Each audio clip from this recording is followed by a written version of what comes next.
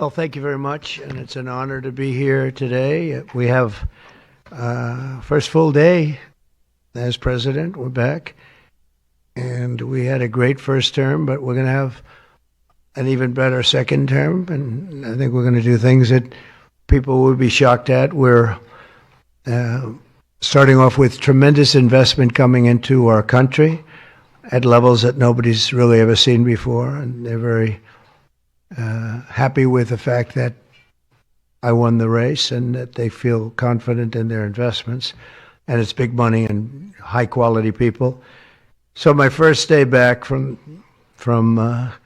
having a nice life, it's my honor to welcome three of the world's leading technology CEOs, and in the case of Larry Ellison, it's well beyond technology. He's sort of CEO of everything. He's an amazing man, an amazing business person. But to announce the largest AI infrastructure project by far in history, and it's all taking place right here in America. As you know, there's great competition for AI and other things, and they're coming in at the highest level. We're joined by Oracle Executive Chairman Larry Ellison, SoftBank CEO, my friend Masa Yoshi-san, and CEO of OpenAI, and I would say the by far the leading expert based on everything I read, Sam Altman. So that's great that you're coming in together. That's a massive group of talent and money. Together, these world-leading technology giants are announcing the formation of Stargate. So put that name down in your books, because I think you're going to hear a lot about it in the future. A new American company that will invest $500 billion at least in AI infrastructure in the United States, and very, very quickly, moving very rapidly, creating over 100,000 American jobs almost immediately. This monumental undertaking is a resounding declaration of confidence in America's potential under a new president. Let me be a new president. I didn't say it, they did. So I appreciate that, fellas. But it'll ensure the future of technology. What we want to do is we want to keep it in this country. China is a competitor and others are competitors. We want it to be in this country, and we're making it available. I'm going to help a lot through emergency declarations, because we have an emergency. We have to get this stuff built. So they have to produce a lot of electricity, and we'll make it possible for them to get that production done very easily at their own plants if they want, where they'll build at the plant, the AI plant, they'll build energy generation, and that will be incredible. But it's technology and artificial intelligence, all made in the USA. Beginning immediately, Stargate will be building the physical and virtual infrastructure to power the next generation of advancements in AI, and this will include the construction of colossal data centers, very, very massive structures. I was in the real estate business. These buildings, these are big, beautiful buildings. They're going to employ a lot of people, and physical campuses in locations currently being scouted nationwide. They're making their choices of locations. I think they have their choice. I'd like to ask Larry, Sam, and Masa to say a few words and just talk about a little bit about what they're doing, and if you have any questions, and then we'll go into a couple of other subjects also. But this is, to me, a very big thing. $500 billion Stargate project. I think it's going to be something that's very special. It'll lead to something that could be the biggest of all. So, Larry, maybe we'll start with you, and we'll go down the line. Thank you.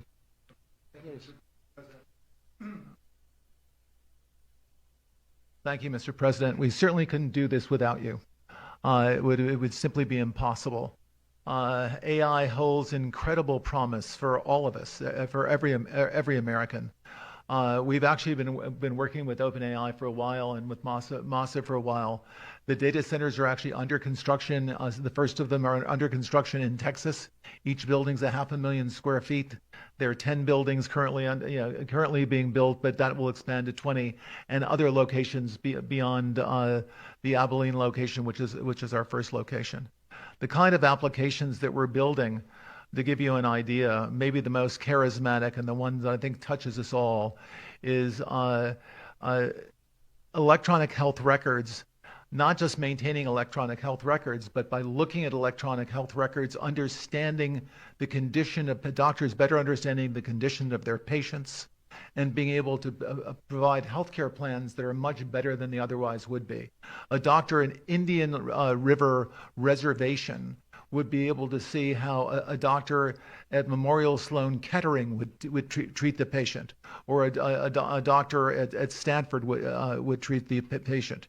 We actually provide all of that information, all of that guidance to the doctors who are treating cancer patients or patients with any other kind of disease, made possible by AI. I'm not going to take a lot of time. I'm going to pass it to Masa, but this is a very exciting program for Oracle to be a part of. Thank you.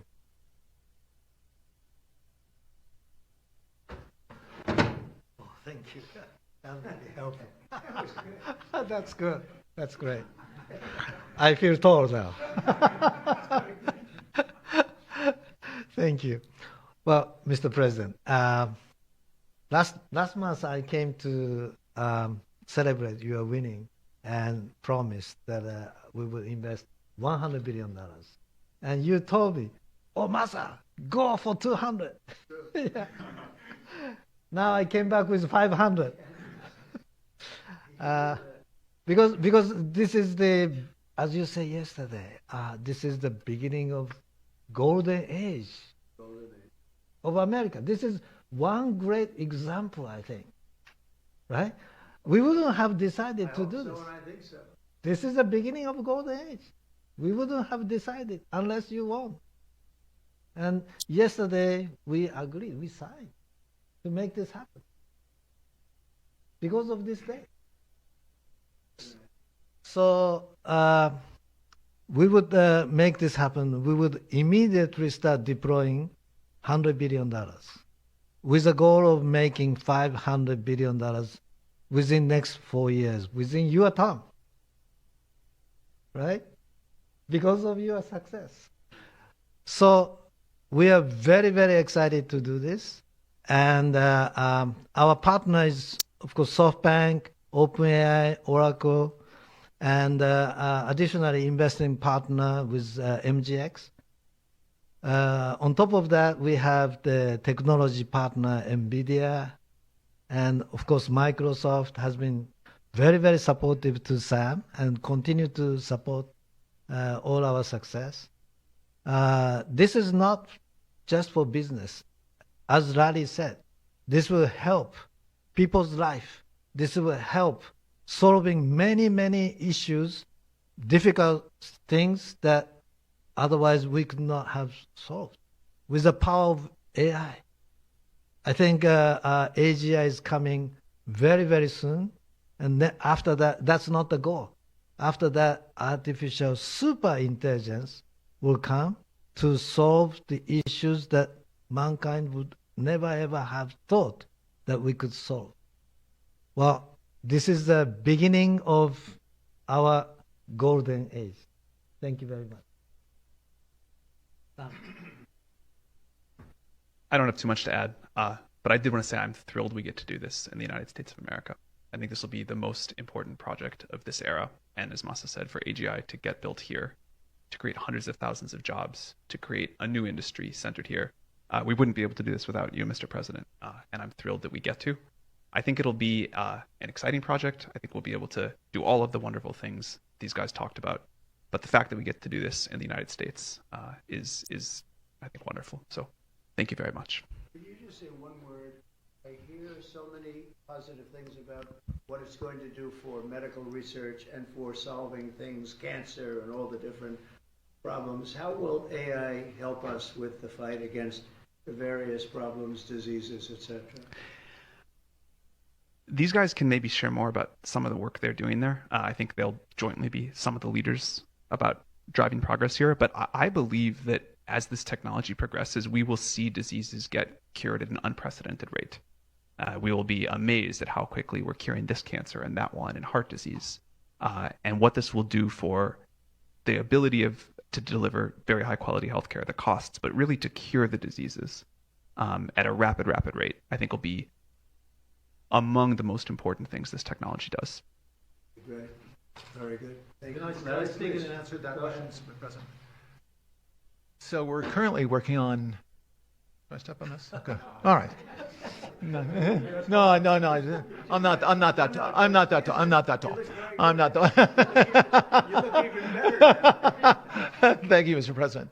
One of the most exciting things we're working on, using the tools that Sam and Masa are providing, is a cancer vaccine.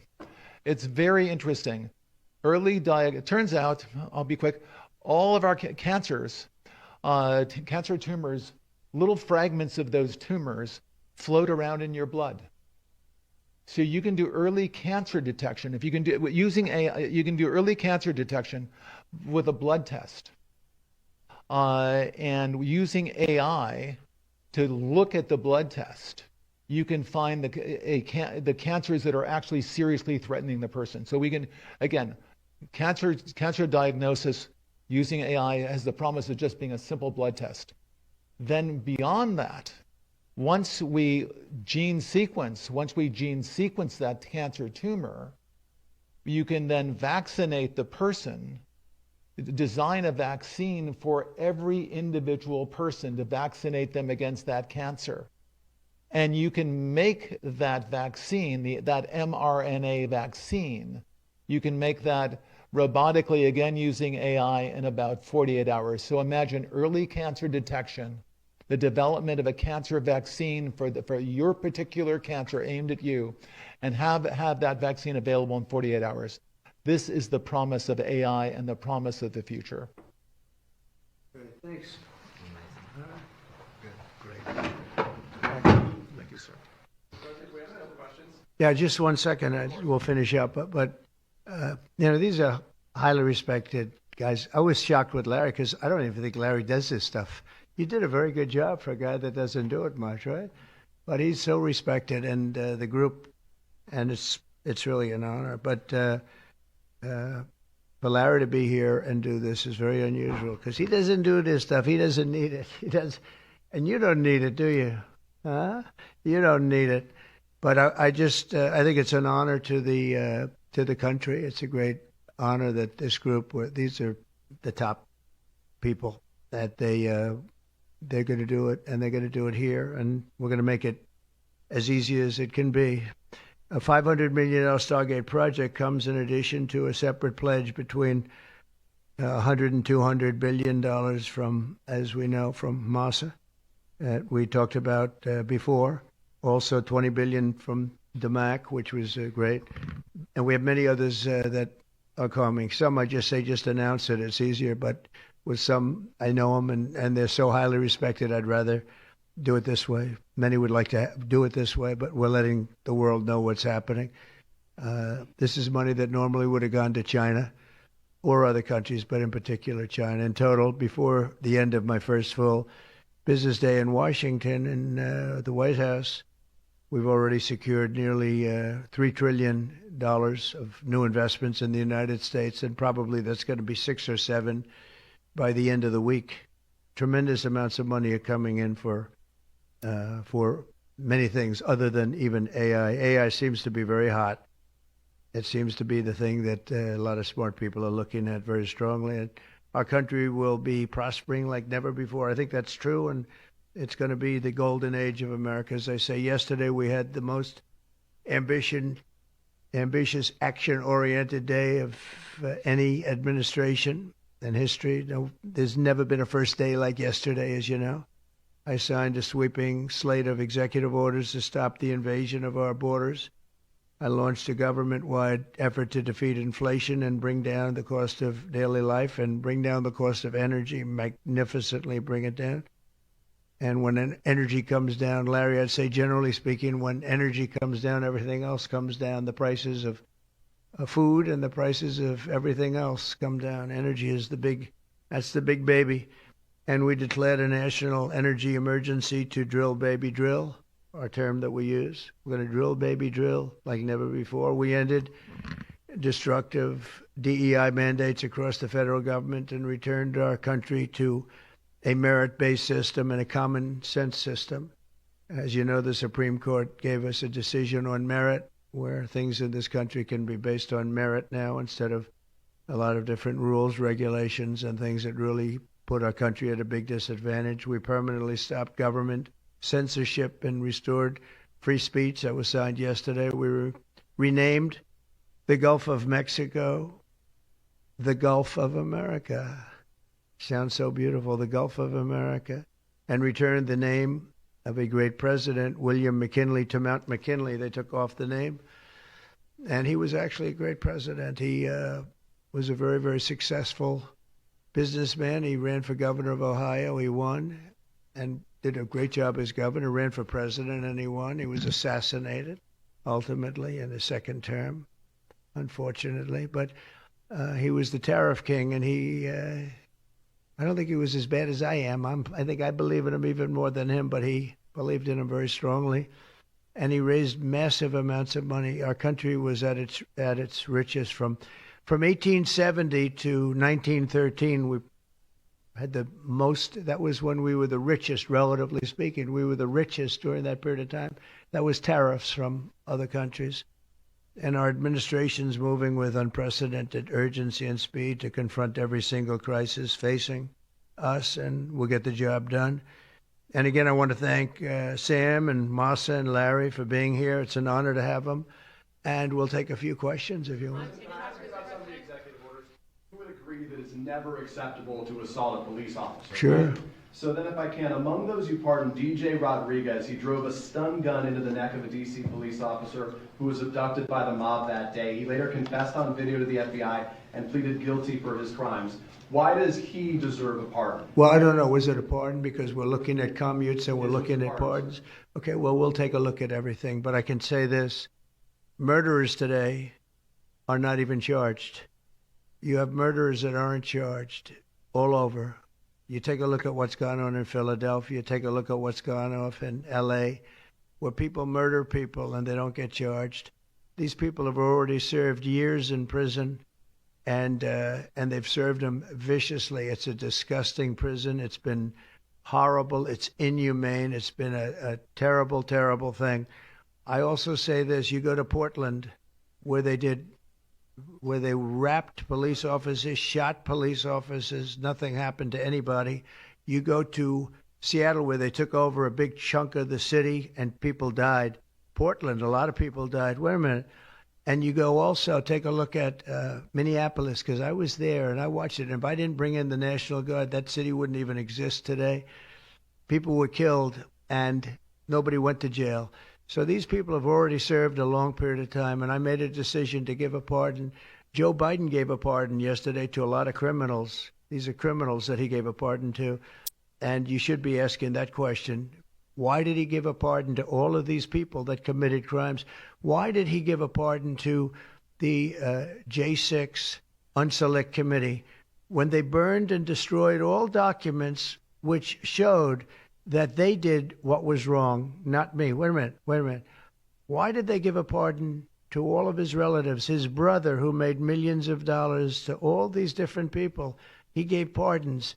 That's the question you should be answering. All right, go ahead. Yeah, please. If I can just follow up really fast. Steve, can I just follow up on that really fast? No. That's enough. Go ahead. You said you will. Tell us about your meeting with Speaker Johnson, Senator Thune. Did you reach any conclusion on this one big? Pretty much. I think we have a good situation now. It's been in some ways made simpler by Los Angeles because they're going to need a lot of money. And generally speaking, I think you'll find that a lot of Democrats are going to be asking for help. So I think maybe that makes it more one-sided. I think we're going to do very well. Look, we're going to take care of Los Angeles. I'm going there. I'm going to North Carolina, which has been abandoned by the Democrats. And I'm going to North Carolina, very importantly, first. I'll be there on Friday. And then I'm going from there to Los Angeles. And then I'm going to Nevada. And I'm really going to Nevada to thank them for the vote because we won Nevada overwhelmingly. And that's usually a Democrat vote, and I just want to go there to thank the people of Nevada for the big vote. So we'll be making that. Yeah, please. Mr. President, The leaders of the Proud Boys and the Oath Keepers were freed following their pardons yesterday.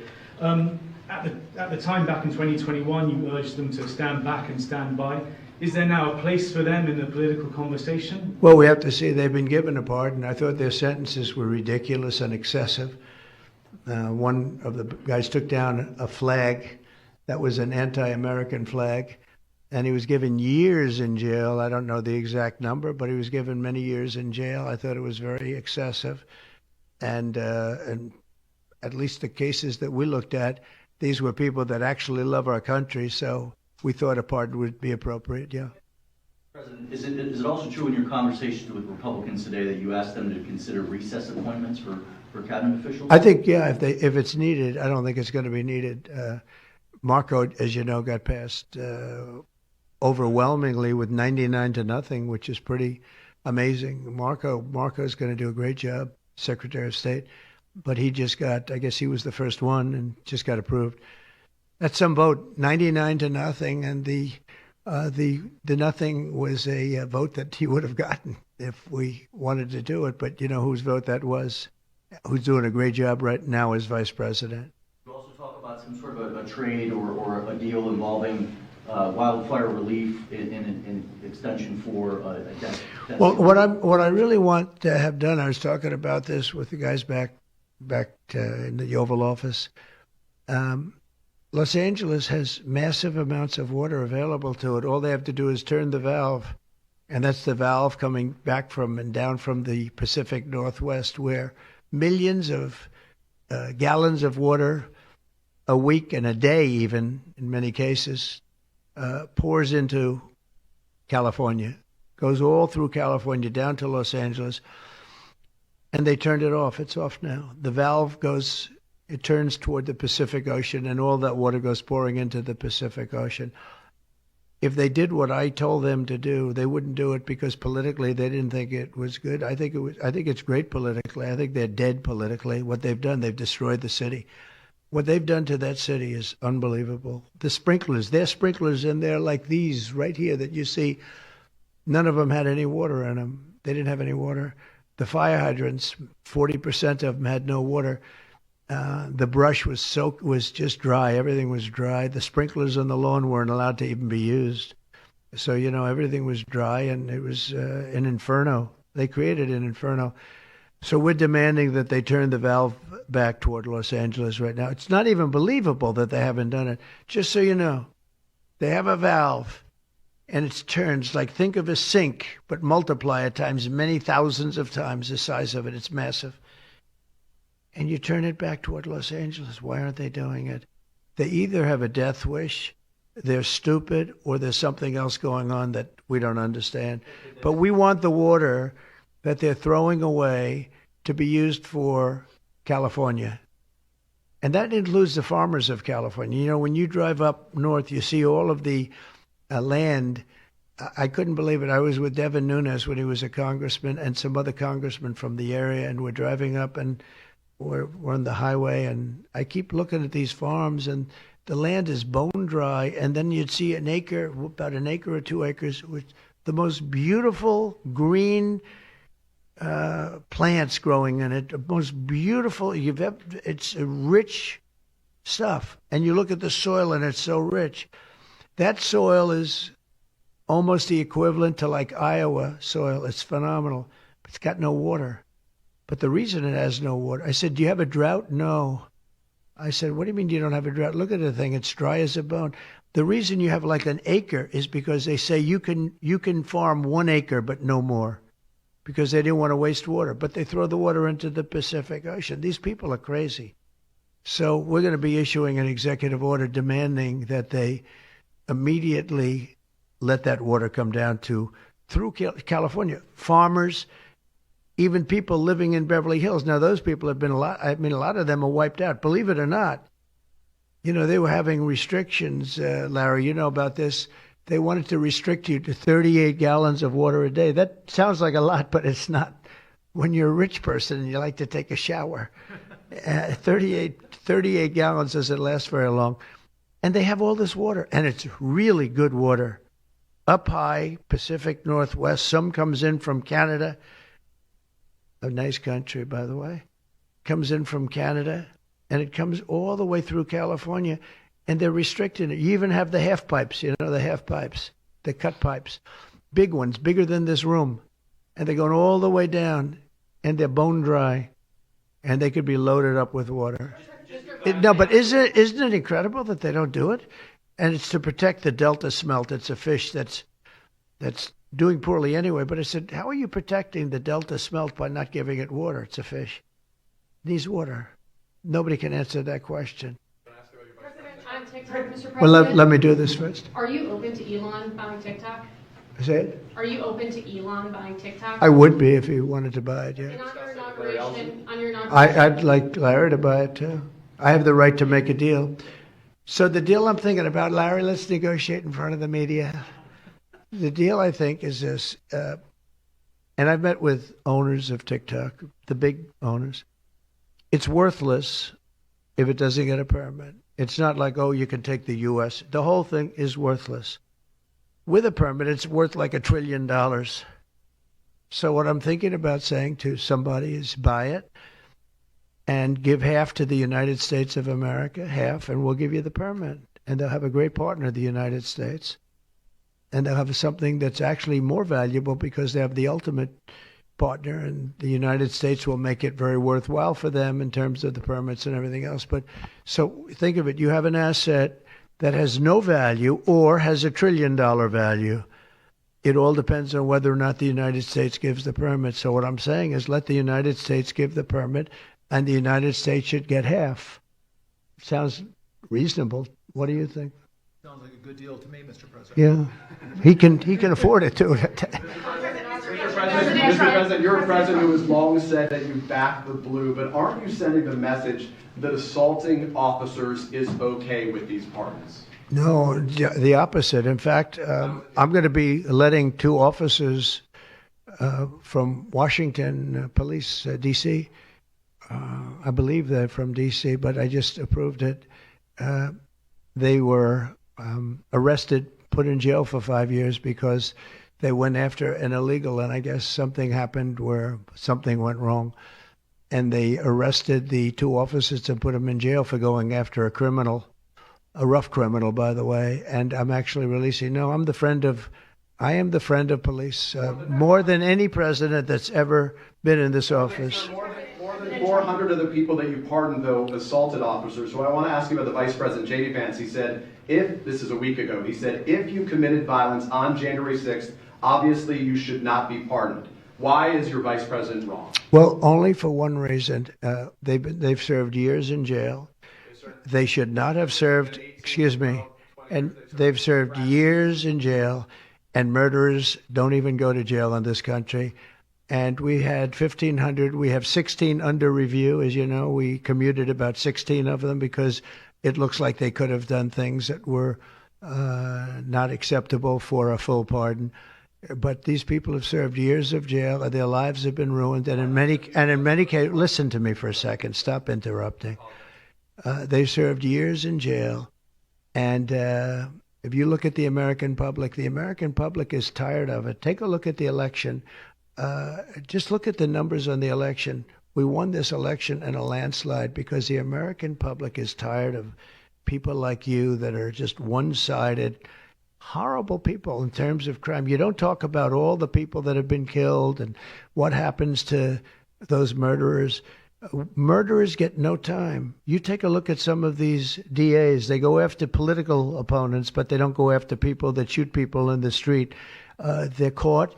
They know where they're living. They know everything. They don't even go up to pick them up anymore. They just let them live there. They know all about it. They have their pictures. They have the tape of the shooting, and they don't even go up and you're talking about this. No, we pardoned people that were treated unbelievably poorly. In the history of our country, there's never been anything take place like this. They're still looking for them, but they're not looking for the murderers, the people that are killing everybody. We are, though, and we're getting them out of the country. We just started that. We're getting them out of the country, and they're going to be gotten out of the country fast. They came in illegally from jails and from prisons. They killed many people. Some of them killed many people. about 50% of them killed more than one person. They were released into our country. That's what we're focused on, not the kind of nonsense you're talking about. You called for a ceasefire in Ukraine. If Vladimir Putin doesn't come to the table to negotiate with you, will you put additional sanctions on Russia? Sounds likely. And Yeah. do you think that the war should be frozen currently? Along The war with should have never allies? started. If you had a competent president, which you didn't, the war wouldn't have happened. The war in Ukraine would have never happened if I were president. But that couldn't happen because the election was rigged. Yeah, go ahead. Mr. President, there's been some debate within your orbit over whether or not to keep or eliminate H-1B visas.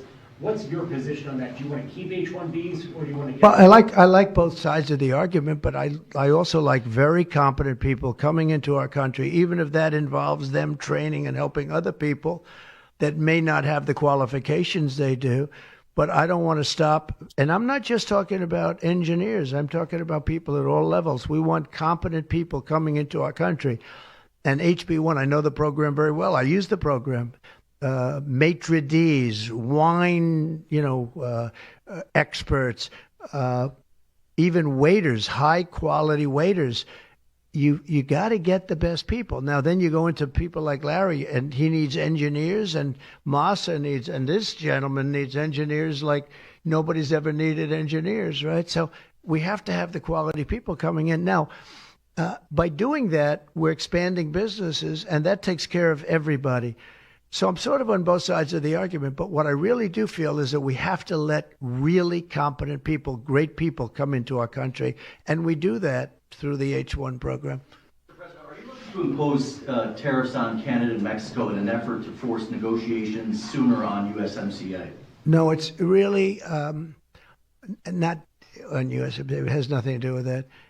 They've allowed, both of them, Canada very much so, they've allowed millions and millions of people to come into our country that shouldn't be here. They could have stopped them, and they didn't. And they've killed 300,000 people last year, my opinion, have been destroyed by drugs, by fentanyl. The fentanyl coming through Canada is massive. The fentanyl coming through Mexico is massive. And people are getting killed, and families are being destroyed. I mean, the son gets killed, and the family is a basket case for the rest of their lives. I mean, I've seen mothers that thought they'd heal.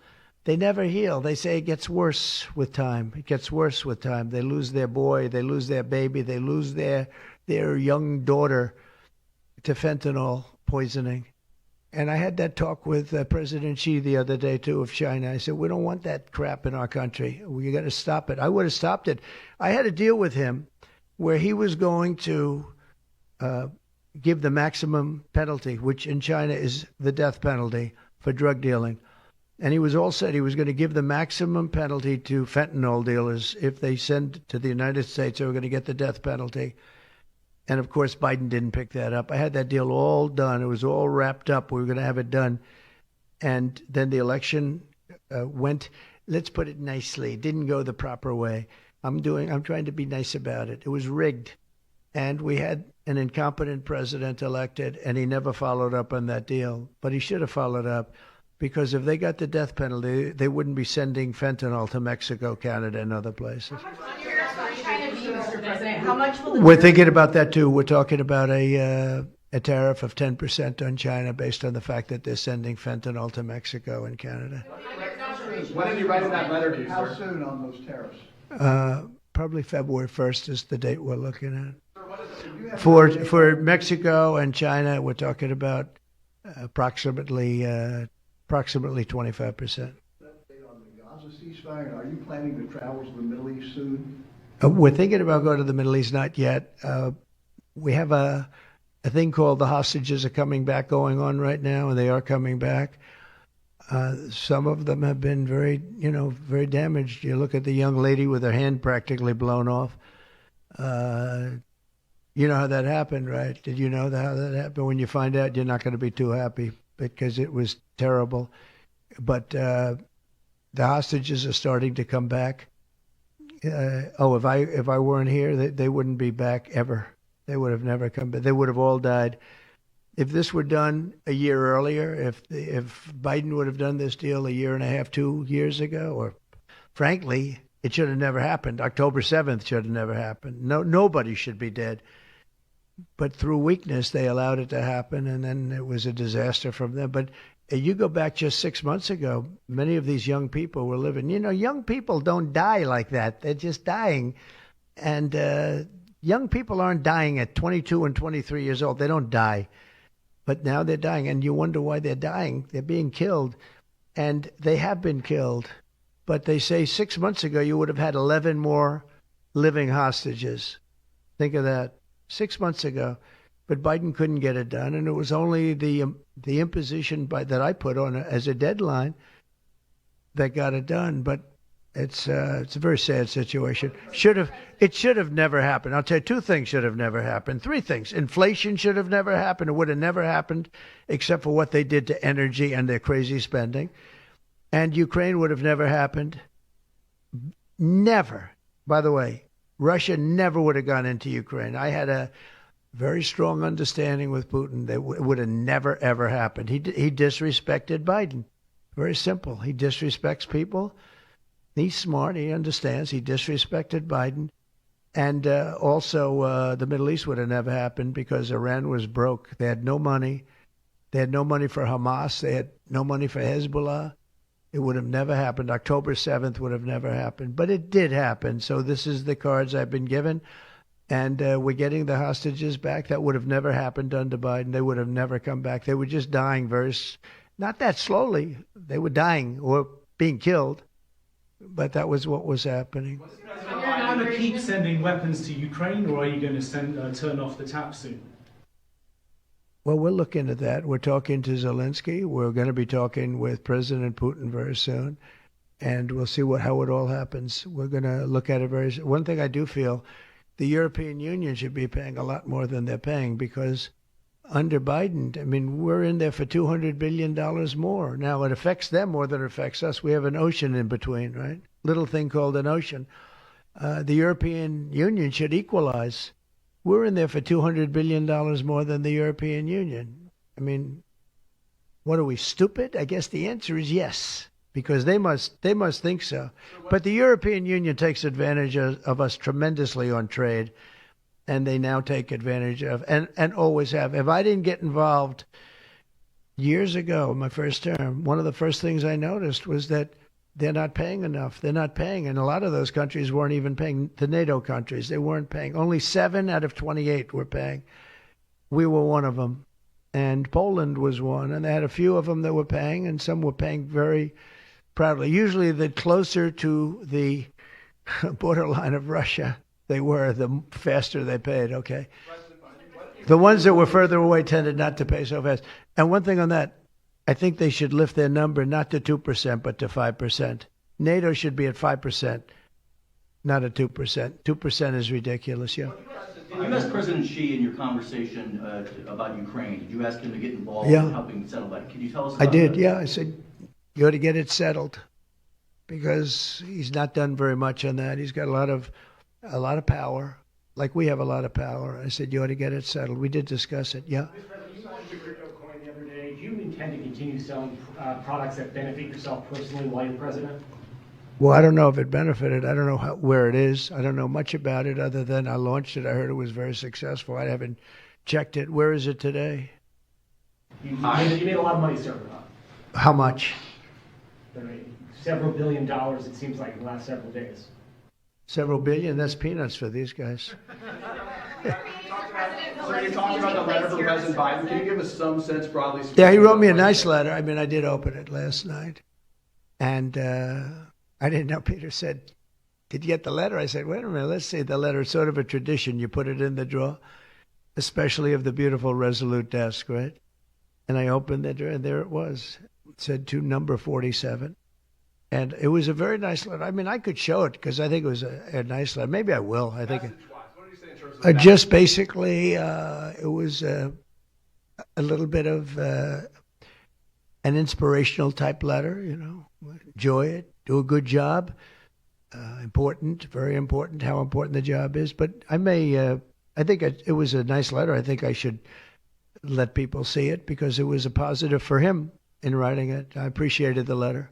Mr. President, Were security concerns at all a factor when deciding to move your inauguration indoors? No, not at all. No, not at all. It was just cold. Look, if we would have, I just went out to the helicopter, right, we said goodbye. That's a tradition. As long as before it used to be a stagecoach, and then helicopters came along. But that's been a tradition. You go out and you do that. And we stood there for 10 minutes, and I'll tell you what, people would not have been able to get through that day. That was cold. It was sort of interesting. Don't let the sun fool you. Tell me something. Sunny days can get very cold, can't they? Because that was so freezing yesterday. You couldn't have gotten through it. It would have been. And the answer is no, it wasn't security. With that being said, I thought the Capitol, the Rotunda, was beautiful. 72 degrees, unbelievable sound. It's like being in an opera house. I could see people wanting to do it there rather than outside. Why did you remove John Bolton's security clearance, sir? Because I think there was enough time. It's we take a job. You take a job. You want to do a job. We're not going to have security on people for the rest of their lives. Why should we? I thought he was a very dumb person, but I used him well because every time people saw me come into a meeting with John Bolton standing behind me, they thought that he'd attack them because he was a warmonger. He's the one that got us involved, along with Cheney and a couple of others, convinced Bush, which was a terrible decision, to blow up the Middle East. We blew up the Middle East and we left. We got nothing out of it except a lot of death. We killed a lot of people. And John Bolton was, one of those guys, a stupid guy. But no, you can't have that for life. You shouldn't expect it for life. That meeting that you mentioned with President Zelensky, will that take place here? And when and where will you meet with I don't know. I mean, look, President Zelensky would like to have peace. He's told me that very strongly. He'd like to have peace. But it takes two to tango. We'll see what happens. When will you meet with President Putin? Anytime they want, I'll meet. I'd like to see that end. Millions of people are being killed. And they're being killed. It's a vicious situation, and they're now largely soldiers. A lot of people have been killed in the cities. They look like demolition sites. Buildings, massive buildings bombed and coming down. The thing with Ukraine is that many more people died than you're reporting. You're not reporting the real numbers, and I'm not blaming you for that. I'm blaming maybe our government for not wanting to release those numbers. Many more people died than what you know about. When those big buildings come down and they say 2 people were injured, no. Many people, thousands of people are being killed. But the real killing now is on the war front. It's a very flat land. And the only thing that stops a bullet is somebody's body. And you have young soldiers. So Russia's lost about 800,000 soldiers now. Ukraine's lost about 600 or 700,000. I think the numbers are low that they're giving out. But they've lost massive numbers of young soldiers, and that war should stop. It's very flat, it's beautiful farmland, and it's flat and really beautiful in a different kind of a way, but they don't have any protection. The only thing that stops a bullet is a body, and those bodies are stopping a lot of bullets, and they're being decimated, both sides. In your conversation with President Xi, what did you tell him in terms of when to expect tariffs? And what can he do to avoid them? About which one? About tariffs? We didn't talk too much about tariffs other than he knows where I stand. Look, I put large tariffs on China. I've taken in hundreds of billions of dollars. Until I was president, China never paid not 10 cents to the United States. With me, they paid $600 billion or so, or more than that even, of tariffs. And if I didn't do that, you wouldn't have a steel mill open in the United States right now. You wouldn't have one steel mill open in the United States. So what I did is I saved the steel industry. I saved other industries too with other tariffs. Other countries are big abusers also. It's not just China. China's an abuser, but the European Union is very, very bad to us. They treat us very, very badly. They don't take our cars. They don't take our cars at all. They don't take our farm products, essentially. They don't take very much. We have a $350 billion deficit with the European Union. They treat us very, very badly. So they're going to be in for tariffs. It's the only way you're going to get back. It's the only way you're going to get fairness. You can't get fairness unless you do that. But the European Union's treated us very badly. But essentially, everybody treats us badly. Everybody treats us badly. Yes, go ahead. Because we allow them to. Because we've had stupid people doing this, and we can't have. I'd like to have these three people negotiate for us, just for 1 week, and we'd be a rich country again. But we'll be rich.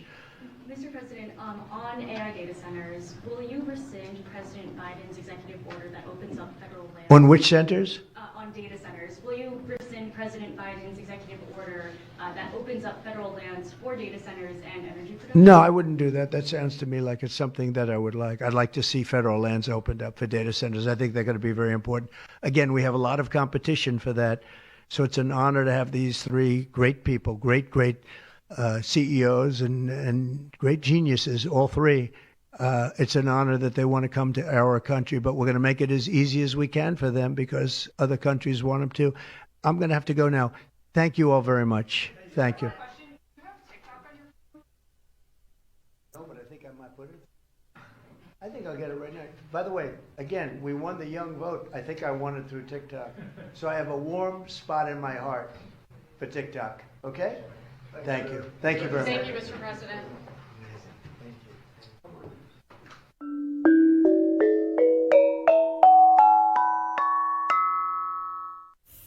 观众朋友们好，欢迎大家来到本期的思想先驱报现场。这个中国有句话呀，叫做士别3日，当刮目相看。这句话呀，现在用在一个人身上特别合适，是谁呢？就是现任的美国总统川普。那么早些时候啊，我们也看到来自《华尔街日报》的有关报道，就是说呀，北京对于川普 2.0 的表现，现在呀，实际上是大为的欣喜，认为呢是一改过去4年的不同。那么这样的一个趋势到底如何而来？川普到底是大变样了，还是这只是他反复不定的另外一种体现呢？不管怎么说，从现象上来看啊，不管是没有在上任第一天宣布对于中国的大额关税，而是表示要重新评估中美经济关系，还是在 TikTok 这样的一个问题上啊，可以说是 U 型大闪转，甚至呢还请周受资先生来参加就职典礼，又或是川普对于身边的顾问表示，希望啊尽快访问中国与习近平见面。种种迹象显示，川普 2.0 似乎不太一样。那我们特别关注到的呀，还有今天早些时候我们看到格兰·艾里森先生在达沃斯论坛上的一番讲话，可以说呀，让在座的中美关系专家都觉得十分的惊讶。他说什么呢？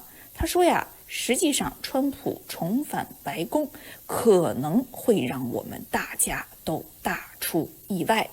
他说呀，与普遍认为川普是一个中国鹰派对华强硬派不同，川普有一点别的美国总统都不具备，就是他和习近平就是有很好的个人的我们叫做这个化学反应，或者说就是比较有眼缘认为呢有可能会让川普有更实用主义的方法来解决两国之间的不同。他同时表示说未来在双边关系甚至是在摩擦重重的贸易问题上都可能会出现意想不到的进步。那么为什么特别重视艾里森先生的话呢？因为他实际上在中美两边政策界都有很好的渠道。那我们也看到之前他访问中国是既与习近平进行了会谈，同时又有王沪宁两个政治局常委级别的人物可以说待遇实在是不一般。当然了，有关于他的这个修昔底德陷阱的提法之前我们在思想先驱报中也为大家批评过，以历史经验来指导现实关系，有的时候虽然可以提供某一些新的角度，但同时也有可能是某一种桎梏。说到近期中美的互动啊，那么不管呢是韩正副总统啊，副国家主席啊，可以说呢是最高级别的参与元首就职典礼这样的规格，还是习近平与川普之间的电话啊，似乎也是为中美关系奠定了比较正面的信号。而据说呢，华盛顿这一次呢接待韩正也是轮番出马，不仅仅是参与就职典礼，韩正本身呢也与美国科技界和商界进行了闭门的会谈，也与美国一些顶级智库的代表人物进行了沟通。那么到底释放了怎样的信号呢？首先是对于重置中美关系在新起点上有更好发展有这样的一个信号。那么同时也就两国元首接下来的互动，据说呢是有了初步的安排。当然我们还关注到的就是在过去的几年里面啊，让中国和欧洲关系更加复杂的俄乌战争局势。这个川普呢也是很快与普京电话上了，据说呢很快就要就乌克兰和谈有更多的进展。而同时今天我们也注意到习近平也与普京进行了通话，这个背后啊，是不是川普与习近平在电话里面达成了某一些默契？俄乌战争是不是有可能会出现意想不到的变化？川普的第二任期到底要留下怎样的遗产？特别是他的第一任期以一种非常混乱而且充满争议的方式结束，更以国会山暴乱被认为是美国民主历史上耻辱的一页而闭幕。那么在第二任期内，川普是不是一定要在中美关系上取得某一种突破性的前人无法可及的成就，来重新为自己书写历史地位呢？到底是川普真的变了，还是中美关系结构性必须要重置，亦或是这只是川普反复无常的一个小插曲？接下来该打还是要打？那我们也请和平先生来做一些预测。当然了，我们也非常关注到俄乌战争接下来可能会向哪一个方向发展。那么除了 TikTok 以及关税之外，中美之间在经贸领域、在金融领域、在科技以及在国际格局上还会出现哪一些意想不到的变动呢？今天在思想先驱报中，我们就特别请和平先生来分享他的看法。谢谢李吉博士啊。特朗普自身当选美国总统之后啊，他开始组阁啊，那么在他的这个阁员中间，有很多是所谓的对华鹰派。当时候呢，我对这个外界的评论呢是有所质疑。所谓的有所质疑的原因是，虽然这些内阁成员呢，他们对中国有一个强硬的立场，其实也并不是一个非常孤立的罕见的一种现象。因为呢，中国的这样一种迅速的崛起，让美国确实这些年感觉到非常的困惑。在美国的最重的最高的一个评价就是呢，中国的崛起对于美国来讲是美国有史以来最大的一场挑战。那么怎么去应对这方挑战？美国是强化自己的角色，还是阻击中国的崛起，还是和中国进行一番非常惨烈的一种竞争也好，对立也好，甚至战争也好？那么对这种看法呢，我觉得是过于的表面，过于的这个简单。作为一些过去的这个美国的政治人物他为了取得这个民意的支持，同时呢，自己对中国的出现的这种认知表现一种强烈的一种姿态，有可能是他的当时的身份，也有可能是他真正的这个认知。但是不管是他当下的身份还是他真实的认知，一旦他成为了特朗普总统的内阁成员，那么他的一个基本上的一个职业行为就是必须听从特朗普总统的一个认定特朗普总统的一个战略或者是呢政策的安排。美国是总统负责制总统在外交方面具有这个至高无上的这样一种权利，所以特朗普总统自己本人怎么去看待中国问题，才是我们最值得关注如果川普本人也是要对中国非常的强硬，那么你就算是一个温和的阁员，要么你就辞职，否则的话你就必须执行总统的这个指令。如果你是个鹰派的阁员，那么特朗普总统他如果要对中国温和，那你也只好温和，除非呢你在背后搞一些小动作然后在后面川普发现了，就会把你呢这个开除或者呢也只能暂时隐忍一下，在第一个任期其实就有这样的行为。那么现在第二个任期特朗普出现之后从个人的权势的角度来讲，他可以说呢是势不可挡，但是中国毕竟是对美国形成一个非常大的一个挑战。美国除了刚才讲的那一种打击对立竞争其实还有一条路其实是对美国和对中国更有利对全世界也是更有利，那就是走向一些合作或者在大的战略方面不至于让两国走向一种对立。这个呢在美国的这个政坛来讲需要有巨大的勇气，因为跟一个对美国造成一种这样一个冲击或者是一种压力或者是一种一个最大的挑战，对于这样一个国家过分温和的话，一般来讲在外交是危险的。但是如果他要改变的话呢，要么他有更充分的这个战略理由，像当年的尼克森总统的就是要联合中国来对付这个苏联，何况那个时候的中国不那么强大。而现在面对一个强大的中国了如果你要说明就是我们要跟中国搞好关系更有利于这个美国的利益的话呢，这个需要一个条件，这个总统呢是一个强者。现在很显然这个特朗普总统是个强者，而且这个强者在之前的交往中间，他对强者是有欣赏的，不仅是对普京对这个金正恩，对习近平来讲，他也有很多的这个赞扬，而这种赞扬实际上为他们的关系个人的改善提供了很大的这个推动力同时实际上对两个国家来讲呢也是非常的有利。而现在特朗普总统在上任之前就已经赞扬了习近平，也赞扬了美中关系如果友好实际上什么问题都可以解决。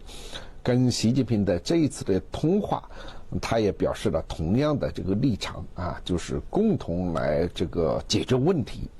那这种态度这种看法可以说是跟外界之前预期的是完全相反的所以在埃里森教授看起来，中美关系好的简直不敢相信特朗普的这种姿态完全不像一个鹰派。那么现在确实有一个机会，在未来几个月之内，如果特朗普总统能够尽快的访问这个中国比如说6月中旬这个是有一种很大的可能性。他虽然超过了100天，但是也是在100天前后因为特朗普现在目前的最重要的工作还是国内的问题。一旦国内问题有了基础性的解决的话，他到中国去访问，很有可能就是一个巨大的一个中美关系的一种改变。这种中美关系的改变可能是超预期的超现实的，所以大家可能一下子也很难以想清楚，而且呢确实还存不到很大的变化的可能性。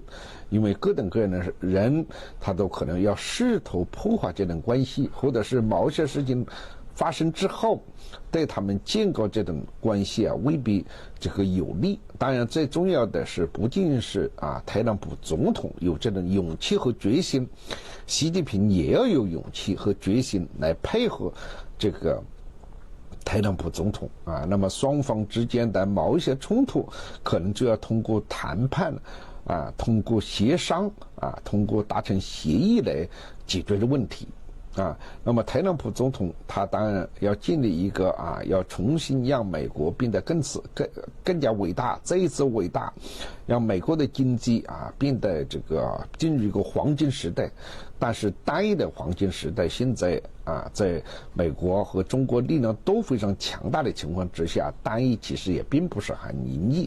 如果美中关系搞不好，中国的经济确实有很大的困难如果美中关系搞不好，对美国来讲也是一个潜在的一个危机如果让美国再次伟大，让美国变成一个新的黄金时代，中国要摆脱现在的经济困境，它也需要了变得这个要搞好这个美中关系。实际上美中关系的利益远远超过了它的这个一些破坏性的一个因素。当然我们还是要带有等变化的眼光来看待中美关系，也有可能出现某一些这个意味的这种变数或者意味的负面的因素，但是在目前看起来，双方往朝好的方面的改进确实希望还更大一点。这主要的原因是特朗普总统有了很多的一些变化，而且相比之下特朗普和习近平的关系互相欣赏，为这个两国的关系的巨大的变化提供了一个基石一个基础好了，谢谢大家。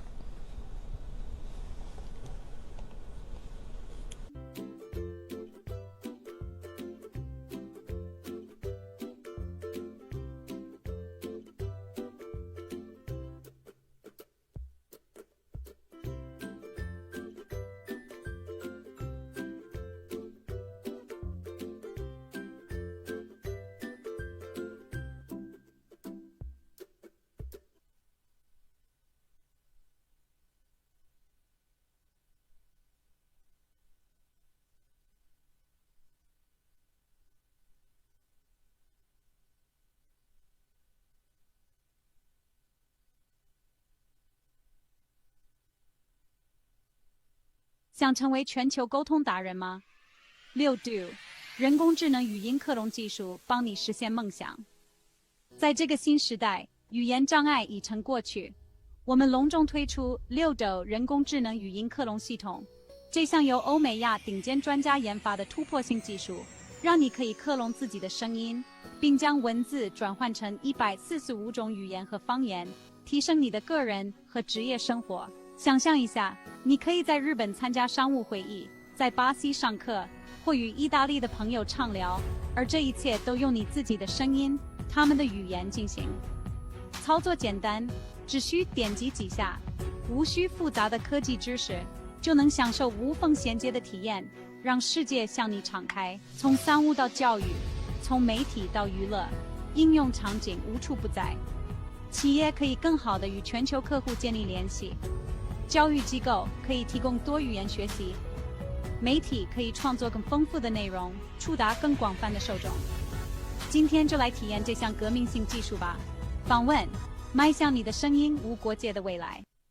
欢迎来到六度解析新闻背后的多维思考，带你洞悉头条背后的世界。在今日华尔街频道的六度解析中，我们将深入探究时事热点，为你揭开新闻背后的真相。在这个信息泛滥、真相难觅的时代，六度解析应运而生。我运用海量数据、人工智能整合以及专家观点，层层剥析每个故事，通过实时背景数据挖掘，确保你获得全面的新闻资讯。然而，我们关注的不仅仅是数据，更重要的是将它们串联起来。我将分析多方视角，揭示隐藏的脉络，为你提供单一媒体常常忽略的背景信息。无论是政治、经济，还是全球事务，我都将为你带来最具洞察力的分析。试想一下，拥有洞悉全局的能力，做出明智的决策，参与有意义的讨论。这就是6度解析带给你的价值。它不仅仅是新闻分析，更是一种赋能的工具。加入今日华尔街的6度解析，共同探索头条背后的故事。你通往深度理解的旅程从这里开始。不要只是阅读新闻，要解码新闻，理解新闻，活出新闻。这一切尽在6度解析。立即订阅，不错过任何真知灼见。因为了解真相仅仅是个